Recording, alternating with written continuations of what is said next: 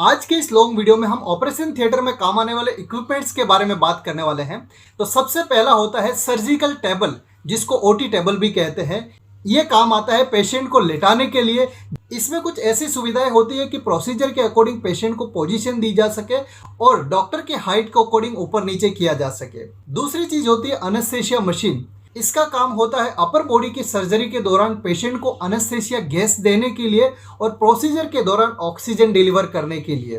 तीसरा होता है कार्डियक मॉनिटर या patient monitor. Through out the procedure patient के सारे वाइटल्स को मॉनिटर करने के लिए, देखते रहने के लिए ये काम आता है। हर ऑपरेशन थिएटर में एक चीज आपको देखने को मिलेगी, इमरजेंसी क्रैश कार्ड। किसी भी टाइप की इमरजेंसी को मैनेज करने के लिए अवेलेबल होता है क्रैश कार्ड, जिसमें सारी इमरजेंसी ड्रग्स अवेलेबल रहती है।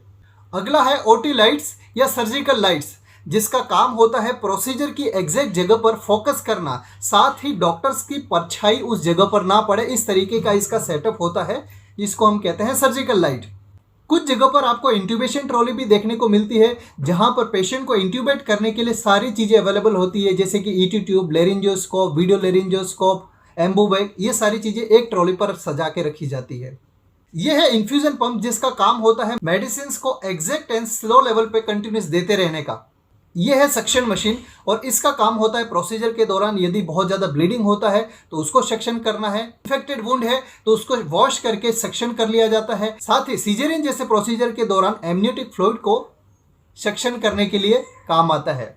तो कुछ जगह पर आपको इसकी सेंट्रल सप्लाई भी अवेलेबल देखने को मिलेगी, जिसमें सेंट्रल सप्लाई की गैस और सक्शन दोनों ही अवेलेबल होते हैं। यदि आप ये देखते हो यहाँ तक पहुंचे हैं तो मैं उम्मीद करता हूँ आपको वीडियो पसंद आया होगा।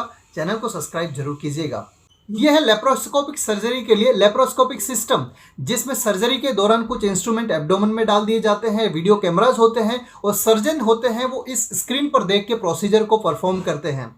यह है सर्जिकल इंस्ट्रूमेंट है, जिसमें सारे स्टेराइल सर्जिकल इंस्ट्रूमेंट रखे जाते हैं। इसको कहा जाता है ड्रेसिंग ड्रम। इसमें होता क्या है, ड्रेसिंग करने के लिए gauze piece, bandage, mop, pad, ये सारी चीज जो स्टेराइल है वो सारी इसमें रखी जाती है। सर्जरी के दौरान पूरा पेशेंट कवर कर दिया जाता है, एक्सेप्ट जिस जगह पर प्रोसीजर होना है वो खुला रहेगा। तो जो कवर करने के लिए कपड़े यूज किए जाते हैं उसको कहा जाता है सर्जिकल ड्रेप्स।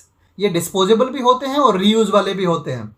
डॉक्टर जो खुद गाउन पहनते हैं उनको कहा जाता है सर्जिकल गाउन्स और ये भी स्टेराइल होते हैं। ये है फ्यूमिगेशन मशीन और इसका काम होता है पूरे ऑपरेशन थिएटर को डिसइंफेक्ट करना। तो इस मशीन से केमिकल्स को उड़ा के पूरे ही ऑपरेशन थिएटर को बंद कर दिया जाता है। 6 से 8 घंटे बंद करके रखा जाता है ताकि वो सारे बैक्टीरिया, वायरस मर जाए और डिसइंफेक्ट हो जाए, स्टेराइल एनवायरनमेंट मिले पेशेंट के लिए। हॉस्पिटल की हर जगह पर बायोमेडिकल वेस्ट मैनेजमेंट के लिए अलग अलग कलर्स के डब्बे मिलेंगे और ओटी में भी मिल जाएंगे आपको।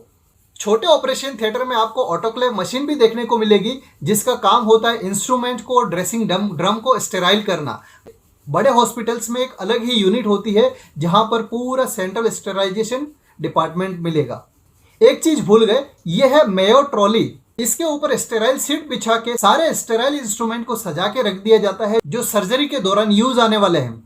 यह है कॉटरी मशीन, इसको इलेक्ट्रो सर्जिकल यूनिट भी कहा जाता है। आगे से एक वायर कनेक्टेड पेंसिल जुड़ी होती है, इसको कहा जाता है कॉटरी पेंसिल। ये 2 टाइप्स की होती है, मोनोपोलर और बाइपोलर। काम होता है टिश्यू को कट करना और यदि ब्लीडिंग हो रहा है तो उस जगह को कोयागुलेट करना, मतलब कि थक्का जमाना। और यदि आप ओटी में यूज आने वाले सारे इंस्ट्रूमेंट के बारे में डिटेल वीडियो चाहते हैं तो कमेंट जरूर कीजिएगा।